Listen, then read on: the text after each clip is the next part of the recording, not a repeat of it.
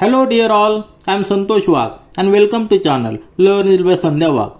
आज आपण पाहणार आहोत क्लास 10 मॅथमॅटिक्स पार्ट 2 मधील प्रॅक्टिस सेट 2.1 चॅप्टर आहे पायथागोरस थेरम. प्रॅक्टिस सेट 2.1 मधील आधीचे 7 क्वेश्चन्स आपण 2 व्हिडिओ मध्ये सॉल्व्ह केलेले आहेत. आता 3 क्वेश्चन्स ह्या व्हिडिओ मध्ये सॉल्व्ह करणार आहोत. क्वेश्चन नंबर 8 या ठिकाणी दिलेला आहे. Find the diagonal of a rectangle whose length is 35 cm and breadth is 12 cm. आपण प्रॅक्टिस सेट सॉल्व्ह करत असताना पायथागोरस थेरम मधील वेगवेगळे कन्सेप्ट क्लिअर केलेले आहेत. त्यामध्ये पायथागोरस थेरम म्हणजे काय, तो काय आहे, ट्रायंगलशी कसे रिलेटेड आहे तो, त्यानंतर पायथागोरस थेरम मध्ये पायथागोरस ट्रिपलेट काय आहेत, त्याचा उपयोग कसा करायचा, आणि थेरम ऑफ जॉमेट्रिक मीनचा उपयोग देखील करून आपण क्वेश्चन सॉल्व्ह केलेले आहेत. आता ह्या क्वेश्चन मध्ये आपल्याला पायथागोरसचा थेरमचा यूज करायचा आहे. पायथागोरस थेरम आपल्याला माहिती आहे की हा ट्रायंगल मध्ये आपण यूज करतो. जर ट्रायंगल राईट अँगल ट्रायंगल जर असेल की त्यामध्ये बेसिक कंडिशन काय असते, कुठल्याही ट्रायंगल मध्ये एक अँगल 90 डिग्री पाहिजे तरच आपण पायथागोरस थेरम यूज करू शकतो. सिंपल ABC हा जर ट्रायंगल आपण घेतला त्यामध्ये B जर 90 डिग्री असेल तर पायथागोरस थेरम सांगतो तो हायपोटेन्यूस आहे. हायपोटेन्यूस कशाला म्हणणार, 90 डिग्रीच्या अपोजिट जी साइड असेल त्याला हायपोटेन्यूस म्हणणार. म्हणजेच AC हा हायपोटेन्यूस आहे, त्याचा जर स्क्वेअर घेतला तर रिमेनिंग 2 साइडच्या स्क्वेअरची ऍडिशन इतका तो असतो. म्हणजेच AC square is equal to AB square plus BC square. ह्या थेरमचा उपयोग करून आपण हा क्वेश्चन नंबर 8 सॉल्व्ह करणार आहोत. तर क्वेश्चन मध्ये काय दिलेलं आहे, आपल्याला फाइंड आउट करायचंय रेक्टँगलचा डायगोनल आणि लेंथ आणि ब्रेड्थ दिलेली. सिंपल आहे. रेक्टँगल म्हणलं की लेंथ येणार आणि ब्रेड्थ येणार. लेंथ ही मोठी असणार आहे, ब्रेड्थ ही छोटी असणार आहे. लेंथ किती दिलेली आहे, 35 सेंटीमीटर आणि ब्रेड दिलेली आहे 12 सेंटीमीटर. आणि आपल्याला फाइंड आउट करायचं डायगोनल. सपोज हा जर डायगोनल घेतला, याला जर आपण नाव दिले PQRS, हा जर रेक्टँगल असेल त्यामध्ये PS आणि QR लेंथ झालेली आहे ती असणार 35 सेंटीमीटर आणि PQ आणि SR ह्या ब्रेड झालेली आहे ती असणार 12 सेंटीमीटर. आपल्याला डायगोनल फाइंड आउट करायचा QS. म्हणजे साहजिकच काय असणार आहे, एक ट्रायंगल राईट अँगल ट्रायंगल असणार आहे की ज्याच्यामध्ये एक अँगल 90 डिग्री आहे. आता हा रेक्टँगलचा प्रत्येक अँगल 90 डिग्री असतो. आपण जर हा ट्रायंगल पकडला PQS किंवा QRS, त्यामध्ये एक अँगल 90 डिग्री आहे. ही लेंथ आपल्याला दिलेली आहे 35 सेंटीमीटर, कारण की रेक्टँगलच्या अपोजिट साइड्स इक्वल असतात. ही असणार आहे 12 सेंटीमीटर. QRS जर ट्रायंगल आपण घेतला तर त्या ट्रायंगल मध्ये आपण पायथागोरस थेरम यूज करू शकतो. म्हणजेच काय असणार आहे, QS याचा स्क्वेअर ही लेंथ हायपोटेन्यूस असणार आहे, 90 डिग्रीच्या अपोजिट आहे. म्हणजे QS चा स्क्वेअर काय असणार आहे, QS चा square that is equal to QR चा स्क्वेअर प्लस SR चा स्क्वेअर. आणि हे जर आपण सिंपल सॉल्व्ह केलं तर आपल्याला QS मिळणार आहे. आणि QS आपल्याला विचारलेलं की जो डायगोनल आहे. अतिशय सिंपल आहे. आपण या ठिकाणी सॉल्व्ह करूया. तुम्हाला क्वेश्चन समजला असेल. आता सोल्युशन पहा. सोल्युशन मध्ये सुरुवातीला आपण कन्सिडर करणार आहोत let PQRS is a rectangle. जो आपण या ठिकाणी फिगर काढलेली PQRS त्याला आपण रेक्टँगल गिवन रेक्टँगल आपण कन्सिडर करूया. त्यामध्ये QS is a diagonal. QS is a diagonal. आणि अँगल R आणि अँगल P, अँगल Q आणि अँगल S सगळे रेक्टँगल असणार, कारण की this is a property of rectangle. Here let QS is a diagonal आपण कन्सिडर केलेला आहे. नंतर आपल्याला गिवन लेंथ आणि ब्रेड दिलेली. लेंथ कुठली असणार, QR आणि PS, म्हणजे QR आणि PS is equal to 35 centimetre हे गिवन आहे. आणि ब्रेड दिलेली PQ is equal to SR that is 12 centimetre हे देखील गिवन आहे. मग आपल्याला एक ट्रायंगल कन्सिडर करायचा. या ठिकाणी मी पुन्हा एकदा खाली ट्रायंगल काढलेला आहे. तो ट्रायंगल म्हणजे कुठला, QRS, फक्त एक ट्रायंगल. जेव्हा डायगोनल असते त्यावेळेस 2 ट्रायंगल तयार झालेले, त्यातला आपण फक्त एक ट्रायंगल कन्सिडर केलेला आहे QRS. ह्या ट्रायंगल मध्ये लेंथ QR 35 सेंटीमीटर आहे आणि ब्रेड्थ SR 12 सेंटीमीटर आहे. आणि हा राईट अँगल ट्रायंगल आहे, कारण की R is a 90 degree. Consider triangle QRS where angle QRS is equal to 90 degree, कारण हा राईट अँगल ट्रायंगल आहे. राईट अँगल हा रेक्टँगल असल्यामुळे प्रत्येक अँगल हा 90 डिग्री असतो, म्हणून QRS देखील 90 डिग्री आहे. Triangle QRS is a right angle triangle. Therefore now using the Pythagoras theorem. Pythagoras theorem आपण आत्ताच एक्सप्लेन केलेला आहे. काय तो की हायपोटेनियस कुठे आहे, 90 डिग्रीच्या अपोजिट जी साइड असेल ती हायपोटेनियस. हा 90 डिग्री त्याच्या अपोजिट जी आहे त्याला आपण हायपोटेनियस म्हणणार. मग हायपोटेनियसचा स्क्वेअर करायचा, त्या साइडचा स्क्वेअर करायचा. QS चा square that is equal to remaining two साईडच्या स्क्वेअरची ऍडिशन. मग किती येणार आहे, Q S square is equal to Q R square plus S R square. आता क्यू आर आपल्याला दिलेली आहे 35, ही लेंथ दिलेली आहे 35 स्क्वेअर प्लस एस आरचा स्क्वेअर म्हणजे 12चा स्क्वेअर. दोघांच्या स्क्वेअरची ऍडिशन करायची. किती येणार आहे, 35चा स्क्वेअर आपल्याला माहिती आहे, ज्या डिजिटच्या ज्या ठिकाणी युनिट प्लेसला 5 असेल त्या ठिकाणी स्क्वेअर करणं अतिशय सोपं आहे. 25 लिहायचे आणि या ठिकाणी 10 प्लेसला जे नंबर आहे त्याचा नेक्स्ट नंबरने त्याला मल्टिप्लाय करायचं. 3 आहे, 3 ला मल्टिप्लाय करायचं 4 ने, म्हणजे 3 × 4 म्हणजे 12. समजा 55 जर असेल तर त्याचा स्क्वेअर काय येणार आहे, हा 25 लिहायचा आणि 5 ला 6 ने त्याचा नेक्स्ट नंबर 6 म्हणजे 30 लिहायचा. 3025 हा 55चा स्क्वेअर असणार आहे. ही सिंपल एक ट्रिक आहे, ज्या दोन नंबरच्या 2 डिजिट नंबरमध्ये जर युनिट प्लेस 5 असेल तर त्याचा स्क्वेअर करायचा, ही ट्रिक आहे. 35चा स्क्वेअर किती आला आहे, 1225. 12चा स्क्वेअर आपल्याला माहिती आहे 144. दोघांची ऍडिशन किती आलेली आहे 1369. हा झाला क्यू एस स्क्वेअर. दोन्हीकडे स्क्वेअर रूट घेतले तर याचा स्क्वेअर रूट किती येणार आहे 37 येणार आहे. पण तो कसा आलेला आहे, आपल्याकडे मेथड आहे 37. आपण स्क्वेअर रूट कसे घेतो, आता आपल्याला हा घ्यायचा स्क्वेअर रूट घ्यायचा 1369. तर 2 ग्रुप करायचे लेफ्ट साईडनं. आता 13 हा पहिला ग्रुप बघायचा. हा ग्रुप परफेक्ट स्क्वेअरच्या कुठल्या मध्ये बसतो, स्लॉटमध्ये बसतो. 1चा स्क्वेअर 1 आहे, नंतर 2चा स्क्वेअर 4 आहे, बरोबर आहे की नाही. 1चा स्क्वेअर 1, 2चा स्क्वेअर 4, 3चा स्क्वेअर 9, 4चा स्क्वेअर 16, बरोबर. 13 कुठल्या स्लॉटमध्ये बसतो 9 आणि 16. तर त्यातला जो लोअर आहे तो घ्यायचा, कारण 16 मायनस होणार नाही, तर 9 मायनस होणार आहे म्हणजे 3चा स्क्वेअर या ठिकाणी 3 लिहायचा. तोच नंबर या ठिकाणी लिहायचा. 3चा स्क्वेअर किती 9, सबट्रॅक्शन जर केलं तर खाली किती राहणार 4. आता नंतरचा ब्लॉक खाली घ्यायचा 69 हा ब्लॉक, 2चे ग्रुप खाली घ्यायचे. आता 469 हा नंबर आलेला आहे. आता 3 या ठिकाणी आपली प्रोसिजर काय असती, हा 3 इथे ऍड करायचा, नंबर येणार आहे 6. आता या ठिकाणी आपल्याला एक नंबर प्लेस करायचा आहे, तोच नंबर या ठिकाणी देखील प्लेस करायचा आहे. आणि हा जो प्लेस केलेला नंबर आहे त्या नंबरने ह्या डिजिटला जर मल्टिप्लाय केलं तर याच्यापेक्षा कमी यायला पाहिजे, किंवा एवढा नंबर आला तरी चालेल. म्हणजे काय करावं लागणार, समजा आपण 1 जर पुट केला तर 1 ला 61 ने मल्टिप्लाय करायचा, तो याच्यापेक्षा कमी असणार आहे, परंतु खूप कमी आहे. आपल्याला एवढा पण कमी नको की यातनं आपल्याला जे सबट्रॅक्शन करू ती सबट्रॅक्शन देखील आपल्याला ह्या नंबरपेक्षा कमी पाहिजे. मग समजा 2 जर पुट केला तर 62चा डबल, तो देखील खूप कमी नंबर होणार आहे. असं ट्रायल अँड एरर जर घेतली तर आपल्याला लक्षात येईल या ठिकाणी आपल्याला 7 पुट करावं लागणार आहे. 7 पुट केलात की हा नंबर येतो. परंतु 7 कसा आपण जजमेंट घेऊ शकतो, तर या ठिकाणी 46 नंबर आहे. 46 आणि 6 यामधलं रिलेशन पहा. 6 × 8 किती येणार आहे 48 येणार आहे, जो याच्यापेक्षा मोठा आहे. आणि 6 × 7 42 येणार आहे, तो याच्यापेक्षा कमी आहे. आलं लक्षात. 6 × जर 8 केला तर किती येतो 48 येतो, तो हा 46 पेक्षा मोठा आहे, म्हणजे आपल्याला 8 नंबर चालणार नाही. आणि 6 × जर 7 केला तर किती येतो 42 येतो, म्हणजे तो यापेक्षा कमी आहे.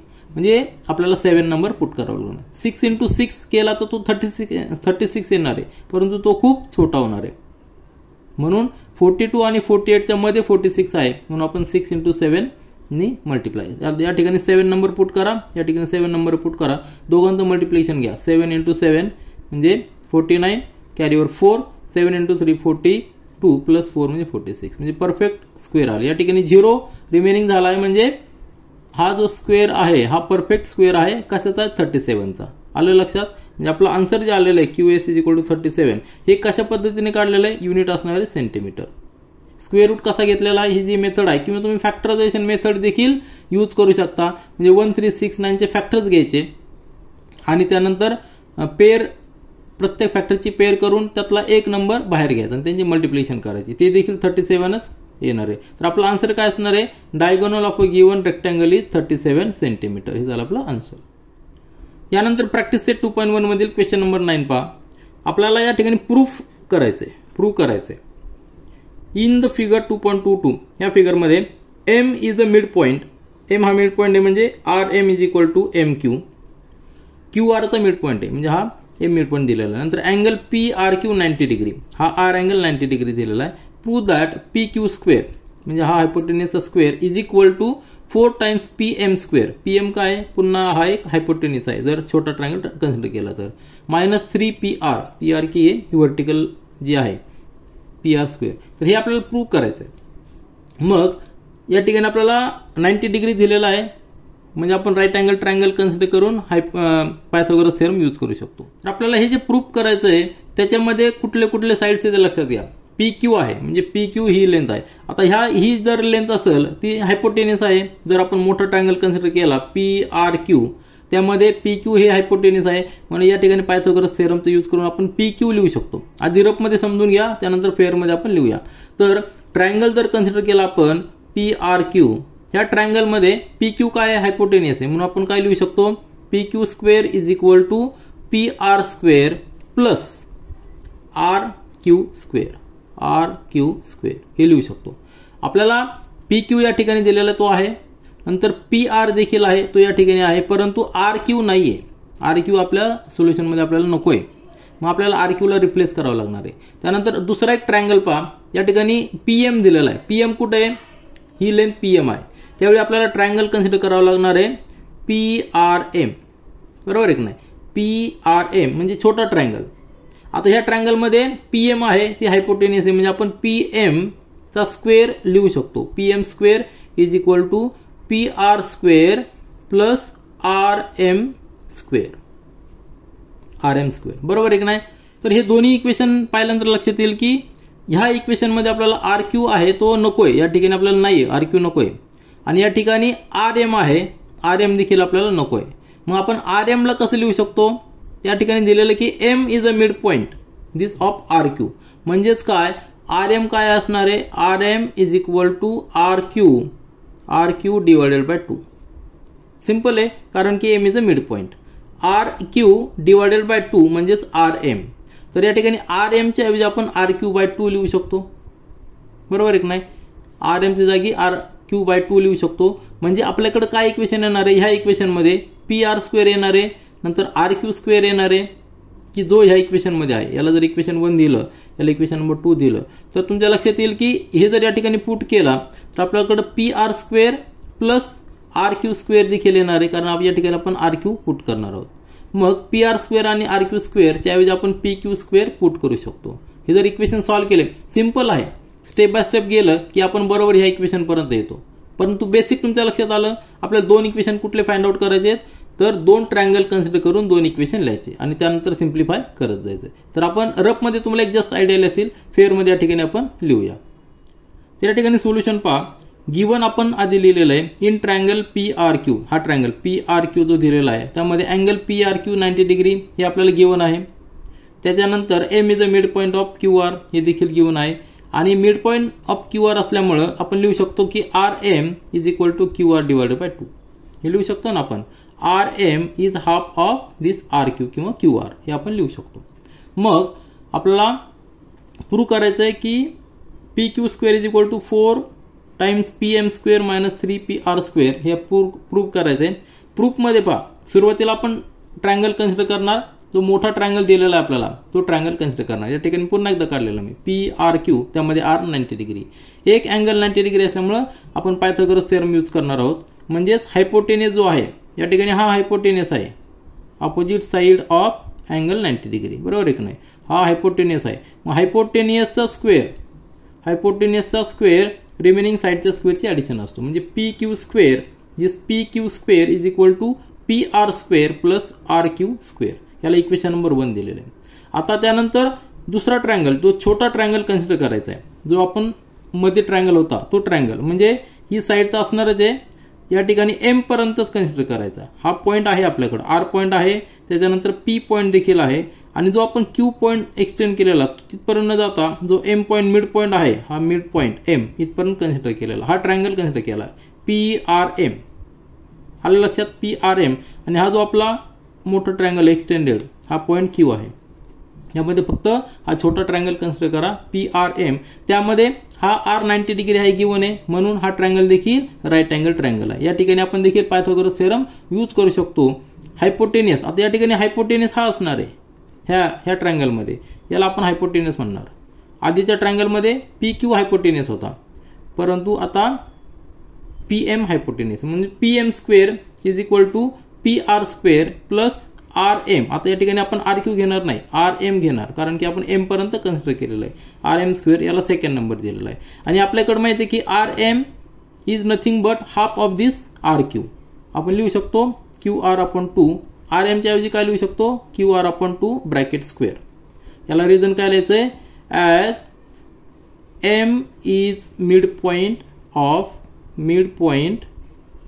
Of R Q. हे गिवन आहे आपल्याला, बरोबर आहे की नाही. आर क्यू हे गिवन आहे, याला रिझन हे लिहिलेलं आहे. म्हणून आता हे इक्वेशन झालेलं आहे P M square is equal to P R square plus Q R upon 2 bracket square. या ठिकाणी लक्षात घ्या ब्रॅकेटचा स्क्वेअर आहे. याला जर सिम्प्लिफाय केलं तर नेक्स्ट स्टेपमध्ये आपण लिहूया. सिम्प्लिफाय केल्यानंतर काय येणार आहे P M square is equal to P R square plus Q आरचा स्क्वेअर आणि 2चा स्क्वेअर आपण सेपरेट लिहिला 4. ब्रॅकेटचा स्क्वेअर होता ना, म्हणून आपण ब्रॅकेटच्या स्क्वेअरमुळे दोन्ही टर्मचा स्क्वेअर लिहिलेला आहे. क्यू आरचा स्क्वेअर लिहिलेला आहे आणि 2चा स्क्वेअर देखील लिहिलेला आहे. आता 4 प्रत्येक टर्मला आपण मल्टिप्लाय करूया, म्हणजे हा 4 एलिमेंट होईल. Multiply both side by 4. याला 4 ने मल्टिप्लाय केलंय 4 पी एम स्क्वेअर. याला 4 ने मल्टिप्लाय केलंय 4 इंटू पी आर स्क्वेअर. आणि याला 4 ने मल्टिप्लाय केल्यानंतर 4 आणि 4 व्हॅनिश होणार आहे, एलिमेंट होतील, म्हणून क्यू आर स्क्वेअर राहणार आहे. आता ही स्टेटमेंट आल्यानंतर आपल्याला एक लक्षात येईल की आपल्याकडे एक इक्वेशन होतं, जे 1 नंबरचं इक्वेशन आपण फाइंड आउट केलं होतं. काय होतं ते P Q square is equal to P R square. जो मोठा ट्रायंगल आहे त्यामध्ये आपण लिहिलं होतं की काय लिहिलं होतं P Q square is equal to P R square plus R Q square, बरोबर आहे की नाही. आत्ता जे आपण इक्वेशन लिहिलंय त्यामध्ये देखील त्या 2 टर्म्स आहेत. क्यू आर स्क्वेअर पण देखील आहे आणि पी आर स्क्वेअर देखील आहे, परंतु 2 वेगवेगळे टर्म्स आहेत. फक्त आपल्याला काय करायचंय 4 पी आर स्क्वेअर जो आहे तो आपल्याला स्प्लिट करावा लागेल. म्हणजे काय लिहिणार आपण 4 पी आर स्क्वेअर ऐवजी काय लिहिणार 3 P R square plus P R square. हा सेपरेट घेतला, एक पी आर स्क्वेअर आपण बाजूला काढला. 3 + 1 म्हणजे 4 होणार आहे.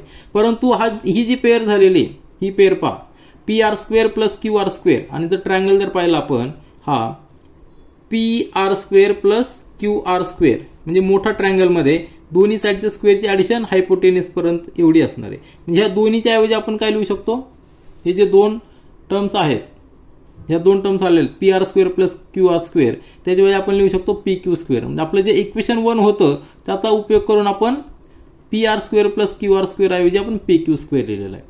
बाकीच्या टर्म तसंच आहेत. म्हणजे 4 P M square is equal to 3 P R square plus P Q R square. आणि आपलं या ठिकाणीच इक्वेशन सॉल्व्ह झालेलं आहे, या ठिकाणी प्रूफ आलेलं आहे. फक्त आपल्याला अरेंजमेंट करायची. हा 3 पी आर या ठिकाणी ट्रान्सफर केला तो मायनस होणार आहे आणि पी क्यू आर तसंच राहणार. म्हणजेच P Q R square is equal to 4 times P M square minus 3 times P R square. हे आपल्याला पाहिजे होतं आणि हे आपण प्रूव्ह केलेलं आहे.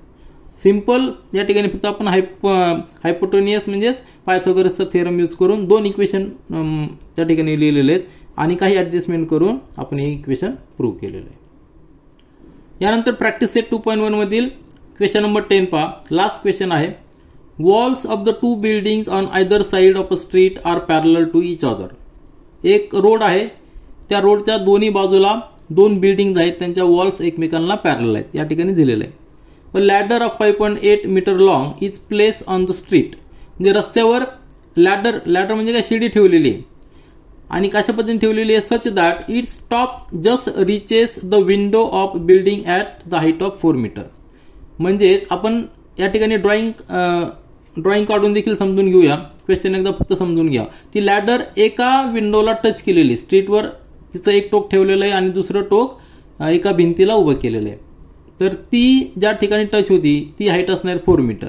Now on turning the ladder over to the other side. आता ही एका साईडला टच केलेली होती, आता दुसऱ्या साईडला जेव्हा टच केली टॉप फेस त्यावेळी काय होणार आहे other side of the street its top touches the window of the other building at height of 4.2 meter. आपल्याला find the width of the street. Question आधी समजून घ्या. आपण या ठिकाणी एक रफ स्केच काढूया. म्हणजे एक रफ स्केच कसं काढणार आहोत. सपोज हा स्ट्रीट आहे आणि ह्या स्ट्रीटवर 2 बिल्डिंग आहेत. ही एक बाजू आहे, ही एक बाजू आहे. इकडे एक बिल्डिंग असणार आहे, इकडे एक बिल्डिंग असणार आहे. आणि सपोज ती बिल्डिंग आपण या ठिकाणी जस्ट एक रफ स्केच काढतो. तर ही बिल्डिंग आहे, ह्या बिल्डिंगची ही वॉल आहे जी स्ट्रीटला परपेंडिक्युलर असणार आहे. वॉल कधी पण स्ट्रीटला परपेंडिक्युलर असणार आहे. आता ह्या बिल्डिंगमध्ये विंडो आहे. सपोज या ठिकाणी एक विंडो आहे, ही एक विंडो असणार आहे. आलं लक्षात. ह्या घराची एक विंडो असणार आहे.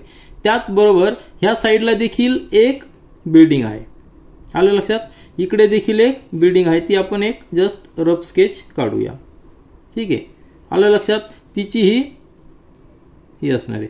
आता दोन्हीची हाईट सेम आहे का आपल्याला माहित नाही, फक्त आपल्याला काय माहित आहे की ही एक बिल्डिंग आहे, ही एक बिल्डिंग आहे, या ठिकाणी एक विंडो आहे आणि ह्या ठिकाणी देखील एक विंडो आहे. हे जस्ट आपण एक रफ स्केच काढतोय मी समजून घेण्यासाठी. मग काय केलेलं आहे, हा जो स्ट्रीट आहे या स्ट्रीटवर कुठेतरी लॅडर प्लेस केलेली आहे. आता लॅडरची लेंथ आपल्याला माहिती आहे, ती लेंथ या ठिकाणी दिलेली आहे 5.8 मीटर एवढी लेंथ दिलेली. ही लॅडर असणार आहे. हां, आलं लक्षात. लॅडर म्हणजे काय तुमच्या लक्षात आलं असेल. तर एवढ्या लेंथची लॅडर आहे. ती लॅडर सपोज या ठिकाणी प्लेस उभी केलेली आहे. स्ट्रेट उभी न करता ती एकदा इकडं टच केलेली आहे. या ठिकाणी टच झाली असं समजू आपण.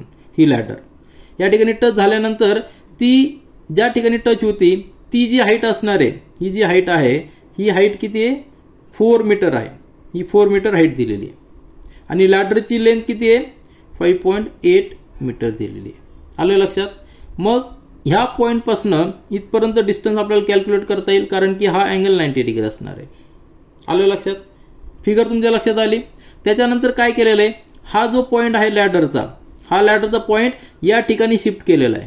कुठे केलेला आहे, इकडे शिफ्ट केलेला आहे. ती ज्यावेळेस इकडे आलेली आहे, या ठिकाणी आलेली आहे, त्यावेळी एका पॉईंटला टच होणार. तो जो पॉईंट असणार आहे तो पॉईंट यापासनं जो असणारी हाईट जी असणार आहे ती हाईट असणार आहे 4.2 मीटर. लॅडरची लेंथ तेवढीच असणार आहे, 5.8 मीटर लेंथ असणार आहे. फक्त या ठिकाणी जी टच होणार आहे तो जो पॉईंट हा स्ट्रीटच्या बॉटमपासनं म्हणजे रोडपासनं 4.2 मीटर वरती असणार आहे. मग आपल्याला ही लेंथ कॅल्क्युलेट करता येईल, x1 आणि x2 दोघांची जर आपण ॲडिशन केली तर आपल्याला स्ट्रीटची जी लेंथ आहे, ही स्ट्रीटची जी लेंथ आहे ती लेंथ मिळणार आहे. आलं लक्षात.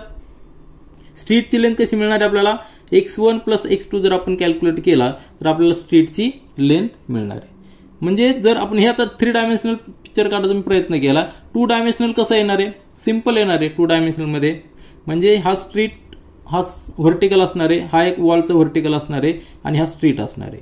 या ठिकाणी लॅडरचा पॉईंट असणार आहे तो थोडासा राईट साईडला असणार आहे, कारण की राईट साईडची हाईट 4.2 वरती आहे म्हणून थोडासा राईट साईडला असणार आहे. आणि सपोज या ठिकाणी टच झालेले लॅडर हा एक पॉईंट असणार आहे आणि या ठिकाणी टच झालेली ही जी लेंथ असणार ही 4.2 आहे व्हर्टिकली आणि ही जी लेंथ आहे ही 4 मीटर आहे व्हर्टिकली. लॅडरची लेंथ किती आहे 5.8, ही पण लेंथ 5.8 आणि हा जो पॉईंट आहे हा कॉमन बेसचा पॉईंट आहे. आपल्याला या ठिकाणी 90 डिग्री असणार आहे, या ठिकाणी 90 डिग्री असणार आहे. म्हणजे ट्रायंगल पहा, या ठिकाणी 2 ट्रायंगल तयार होणार आहे. आपण जर यांना नावं जर दिले, सपोज याला नाव देऊ आपण A आणि B, त्या ठिकाणी हा O पॉईंट समजूया, नंतर हा C आणि D. त्या ठिकाणी 2 ट्रायंगल तयार झालेले आहेत, ABO ट्रायंगल ABO आणि ट्रायंगल CDO.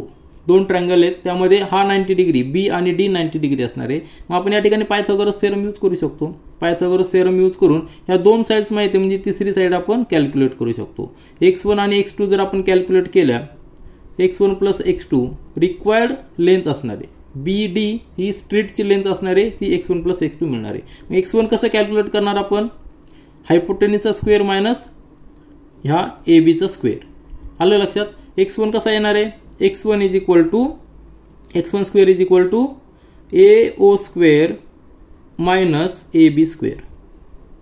स्क्वेअर रूट घ्यायचा कॅल्क्युलेट करून आणि x2 चा स्क्वेअर कसा येणार आहे, हा x2 चा स्क्वेअर कसा येणार आहे OC square minus CD square. या ठिकाणी फक्त आपल्याला ह्या 4ही व्हॅल्यू माहित आहेत, हे फक्त पुट करायचं आणि कॅल्क्युलेशन करायचं. सिंपल आहे. फक्त आपल्याला कन्सेप्ट या ठिकाणी क्लिअर झाला की आन्सर काढणं अतिशय सोपं आहे. आता रफमध्ये तुमच्या लक्षात आलं असेल, आपण फेअरमध्ये या ठिकाणी लिहूया. आता फेअरमध्ये आपण लिहूया. ही फिगर आपण काढलेली आहे, स्केच काढलेलं आहे. AB नंतर CD हे जे पॉईंट्स आहेत, C पॉईंट आणि A पॉईंट्स हे लॅडरचे टॉप पॉईंट आहेत on the wall of opposite which are parallel to each other. आणि O हा लॅडरचा बॉटम पॉईंट आहे. म्हणजे ही जी लेंथ असणार आहे AO आणि OC 5.8 मीटर असणार, लॅडरची लेंथ असणार आहे. त्यानंतर AB 4 मीटर असणार आहे, CD 4.2 मीटर असणार आहे. आपल्याला कॅल्क्युलेट करायचं आहे BD. या ठिकाणी आपण लिहूया लेंथ ऑफ लॅडर 5.8 मीटर आपल्याला दिलेली आहे. त्यानंतर let BD is a width of road. BD रोडची विड्थ आपण कन्सिडर करूया. नंतर let A is a point on the first wall. ह्या वॉलवर A असा पॉइंट आहे की where ladder's top point touches. And C is a point on second wall where ladder's top point touches. हे आपण 2 पॉइंट्स कन्सिडर केलेले आहेत. त्यानंतर O आपण कन्सिडर करूया. O is the bottom point of ladder on the street. हा O जो point आहे तो लॅडरचा bottom point on the street आपण कन्सिडर करूया. त्यामुळं आपल्याला काय लिहिता येणार आहे. AB is equal to 4 meter, AO is equal to 5.8 म्हणजे लॅडरची लेंथ, आणि CD 4.2 मीटर आणि CO म्हणजे लॅडरची लेंथ 5.8 मीटर लिहिलेली. आता आपल्याला फाइंड आउट करायचं विड्थ ऑफ द स्ट्रीट. म्हणजे काय करायचं, फाइंड आउट करायचं BD. या फिगरमध्ये पाहिलं तर BD he width of the street असणार आहे, ती आपल्याला फाइंड आउट करायची. त्यातला एक पोर्शन ह्या ट्रायंगलवर येणार आहे आणि दुसरा पोर्शन ह्या ट्रायंगलवर येणार आहे युजिंग पायथागोरस थेरम, कारण की हे अँगल 90 डिग्री असणार आहे. तर सुरुवातीला आपण पहिला ट्रायंगल कन्सिडर करूया की त्या ट्रायंगलमध्ये लॅडरचा पहिल्या कंडिशनमध्ये एक पॉइंट बॉटम पॉइंट स्ट्रीटवर आहे आणि अप्पर पॉइंट हा वॉलच्या एका ठिकाणी. तर from the figure drawn consider triangle ABO. हा ABO आपला ट्रायंगल कन्सिडर करायचा आहे. त्यामध्ये O पॉइंट हा लॅडरचा बॉटम पॉइंट आहे आणि A हा टॉप पॉइंट आहे. तर AB डिस्टन्स 4 मीटर आहे आणि AO 5.8 लॅडरची लेंथ आहे. आपल्याला BO कॅल्क्युलेट करावं लागणार आहे युजिंग पायथागोरस थेरम, कारण या ठिकाणी 90 डिग्री आहे. पायथागोरस थेरमनुसार हायपोटेन्यूजचा square is equal to remaining 2 साईडच्या स्क्वेअरची ॲडिशन, म्हणजेच AO square is equal to AB square plus BO square. म्हणजेच BO स्क्वेअर काय येणार आहे, AO square minus AB square तिकडे ट्रान्सफर केलेला आहे. AO आपल्याला दिलेला 5.8 स्क्वेअर मायनस AB 4 स्क्वेअर. आता हे जर स्क्वेअर केले तर या ठिकाणी हे आन्सर येतं, परंतु स्क्वेअर कसे करायचे या ठिकाणी आपण पाहूया. आपल्याकडं या ठिकाणी सॉल्व्ह करायला वेगवेगळ्या मेथड आहेत. A square minus B square हा फॉर्म्युला यूज करून देखील आपण सॉल्व्ह करू शकतो. माहिती आपल्याला A square minus B square is equal to A plus B आणि A मायनस B. ब्रॅकेटमध्ये एकदा ॲडिशन घ्यायची, एकदा सबट्रॅक्शन घ्यायची आणि दोघांचं मल्टिप्लिकेशन करायचं, किंवा आपल्या नॉर्मल मेथडने देखील आपण स्क्वेअर करू शकतो. आता 5.8 चा स्क्वेअर ठीक आहे ना, कसा करू शकतो आपण. आता सध्या पॉईंट कन्सिडर करू नका, याला आपण 58 चा स्क्वेअर असं कन्सिडर करूया. 58 चा स्क्वेअर कसं लिहिणार आपण, नंतर आपण डेसिमल पॉईंट पुट करूया. 58 कसं लिहिणार आपल्याला डायरेक्ट माहित नाही, पण 60 मायनस 2 असं तर लिहू शकतो आपण त्याचा स्क्वेअर. आता 60 A minus B bracket square आपल्याकडे फॉर्म्युला आहे. A square minus 2AB minus B plus B square या फॉर्म्युला यूज करून आपण सॉल्व्ह करू शकतो. म्हणजेच काय, 60 चा square minus 2 into 60 into 2 plus 2 चा स्क्वेअर हा फॉर्म्युला आहे. That will be equal to, आता 60 स्क्वेअर म्हणजे 6 चा स्क्वेअर किती 3600 मायनस 60 इंटू 4 म्हणजे किती झालेलं आहे 240, बरोबर आहे की नाही. तर 240 प्लस 4 2 चा स्क्वेअर 4. हे जर तुम्ही व्यवस्थित कॅल्क्युलेशन केलं तर तुमचा आन्सर येणार या ठिकाणी 3600 मायनस 2400 म्हणजे येणार आहे 3364. पण हे कसे आलेलं आहे, 60 चा स्क्वेअर आलेला आहे, बरोबर आहे की नाही. सॉरी 58 चा स्क्वेअर आलेला आहे, पण आपल्याला कसला पाहिजे 5.8 चा, म्हणजे एक डेसिमल एकाचा आणि स्क्वेअर केल्यामुळे 2 डेसिमल आपल्याला ठिकाणी शिफ्ट करावं लागतील. देअरफॉर 5.8 चा स्क्वेअर किती येणार आहे 33.64. कॅल्क्युलेशन कसं केलं तुमच्या लक्षात आलं असेल, किंवा तुम्ही डायरेक्ट नॉर्मल पद्धतीने मल्टिप्लिकेशन केलं तरी चालेल. आन्सर हेच येणार आहे 33.64. 33.64 मायनस 16 दोघांचं सबट्रॅक्शन येणार आहे 17.64. परंतु हा आपल्याला BO स्क्वेअर आलेला आहे, म्हणजे आपल्याला कॅल्क्युलेशन करताना BO काढताना स्क्वेअर रूट घ्यावा लागणार आहे. 17.64 चा स्क्वेअर रूट आपल्याला घ्यायचा आहे, तो देखील आपण कॅल्क्युलेट करूया. आता स्क्वेअर रूट घेण्याची पद्धत आहे आपल्याकडं. आपल्याला स्क्वेअर रूट घ्यायचा आहे 17.64 चा, आलं लक्षात. तर आता पॉईंट कन्सिडर करू नका, डायरेक्ट आपण 1764 चा कन्सिडर करू, त्यानंतर आपण डेसिमल पॉईंट देऊ. स्क्वेअर रूट घेताना आपल्याला ही मेथड आहे, 2 चे ग्रुप करायचे, 64 चा एक ग्रुप 17 चा ग्रुप. आता 17 हा नंबर चेक करायचा कुठल्या स्क्वेअरच्या, 2 परफेक्ट स्क्वेअरच्या मध्ये. परफेक्ट स्क्वेअरच्या पेक्षा छोटा कुठला आहे 16 आणि मोठा कुठला आहे 25. तर 16 जो छोटा आहे तो कशाचा स्क्वेअर आहे 4 चा, तर या ठिकाणी 4 लिहा. 4 इंटू म्हणजे 16 झालेलं. 16 मायनस करायचे, आन्सर या ठिकाणी सबट्रॅक्शन 1 येणार आहे. आता 4 या ठिकाणी आहे म्हणजे 4 ॲड करायचा, या ठिकाणी येणार 8. आता ह्या स्पेसमध्ये इथं आपल्याला एक प्लेसला एक नंबर पुट करायचा, तोच नंबर या ठिकाणी देखील पुट करायचा की त्या नंबरनी ह्या नंबरला मल्टिप्लाय केल्यानंतर या ठिकाणी आपण जो 64 घेतलेला आहे वरचा खाली घेतलेला आहे 164 यापेक्षा कमी किंवा 164 नंबर यायला पाहिजे. तर समजा 1 जर घेतला तर 81 येणार आहे, 1 × 81. पण 2 जर घेतला तर 164 येणार आहे, म्हणजे या ठिकाणी आपल्याला 2 घ्यावा लागणार आहे. जर 3 घेतला तर 164 पेक्षा मोठा होईल, म्हणून 2 घेतला आपण. 2 ने मल्टिप्लाय केलं, 2 × 4 आणि 2 × 8 16 म्हणजे 164 आला. म्हणजे परफेक्ट स्क्वेअर नंबर आलेला आहे. कुठला नंबर आहे? 42. कशाचा स्क्वेअर रूट आहे तो? 1764चा स्क्वेअर रूट आहे. 1764चा स्क्वेअर रूट किती आलेला आहे? 42 आलेला आहे. परंतु आपल्याला स्क्वेअर रूट कशाचं घ्यायचं आहे? पॉईंटमध्ये 17.64 याचा स्क्वेअर रूट घ्यायचं आहे. म्हणजे ते किती येणार आहे? 1 पॉईंट. या ठिकाणी 2 पॉईंट आहे, स्क्वेअर रूट घेतल्यानंतर एकच पॉईंट येणार म्हणजे 4.2 येणार आहे. ते आपण या ठिकाणी लिहिलेले आहे. आलं लक्षात? म्हणजे 4.2 जो लिहिलेला आपण BO = 4.2 स्क्वेअर रूट घेतल्यानंतर हे आपला आन्सर बरोबर आहे. एक आन्सर आपल्याला मिळालेला आहे, परंतु आपल्याला दुसरा आन्सर देखील कॅल्क्युलेट करायचं आहे. तर दुसरा ट्रायंगल घेऊन ते आपण कॅल्क्युलेट करूया. क्वेश्चन अतिशय सिंपल आहे, फक्त या ठिकाणी मॅथमॅटिकल कॅल्क्युलेशन आहे. आता नेक्स्ट ट्रायंगल कन्सिडर करा. CDO म्हणजे सेकंड वॉलचा पॉईंट आपण या ठिकाणी घेतलेला आहे. C हा top point of the ladder असणार आहे, B हा बॉटम पॉईंट आहे. ह्या ट्रायंगलमध्ये D अँगल 90 डिग्री आहे, म्हणून पायथागोरस थेरम आपण यूज करू शकतो. म्हणजे हायपोटेन्यूजचा स्क्वेअर म्हणजे OCचा स्क्वेअर = CD² + OD². या ठिकाणी आपण ते लिहिलंय. मग म्हणजेच आपल्याला या ठिकाणी OD माहित नाही, म्हणजे OD एका बाजूला घेतला तर तो काय येणार आहे? OC² - CD². OC किती आहे? लॅडरची लेंथ 5.8² - 4.2². आता आपण 5.8² कॅल्क्युलेट केला होता, आत्ताच पाठीमागे पाहिलेला आहे, तो आलेला 33.64. आपण रेफरन्स त्याचा घेऊ शकतो. आणि 4.2चा स्क्वेअर आपल्याला करायचा आहे. ती मेथड देखील आपल्याला माहिती आहे. 4.2 कन्सिडर करा 42. 42चा स्क्वेअर कसा करणार आपण? 40 + 2 ब्रॅकेटचा स्क्वेअर, किंवा डायरेक्ट 42 × 42 केलं तरी चालेल, परंतु ही मेथड आपल्याला माहिती आहे. म्हणजे 40चा स्क्वेअर प्लस 2 × 40 × 2 + 2चा स्क्वेअर. 40चा स्क्वेअर माहिती आहे आपल्याला, 4चा स्क्वेअर 16 आणि 00 प्लस 40 × 2 80 × 2 म्हणजे 160 प्लस यांची जर ॲडिशन केली तर काय येणार आहे? 1764. कशी झालेली ही? 42चा स्क्वेअर. 42चा स्क्वेअर किती झालेला? 1764. परंतु आपल्याला पाहिजे 4.2चा म्हणजे डेसिमल पॉईंट 2 असणार या ठिकाणी. 4.2चा स्क्वेअर किती आलेला आहे? 17.64. लक्षात घ्या 4 डेसिमल पॉईंट आहे, 4 नंतर डेसिमल पॉईंट आहे, म्हणजे 4चा स्क्वेअर किती असणार आहे? 16. आता 0.2 जास्त आहेत म्हणजे 16 पेक्षा जास्त असणार आहे. डेसिमल पॉईंट देताना देखील लक्षात घ्या डेसिमल पॉईंट कुठे द्यायचा? 17 नंतर डेसिमल पॉईंट द्यायचा. चुकून जर आपण 176 नंतर दिला तर ते आन्सर रॉंग होणार आहे.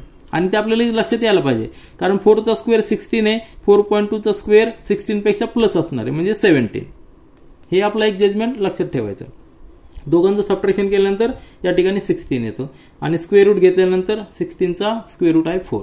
म्हणजे आपल्याला 2 लेंथ मिळालेल्या आहेत. OD = 4 metre. याला इक्वेशन नंबर 2 दिलेलं आहे.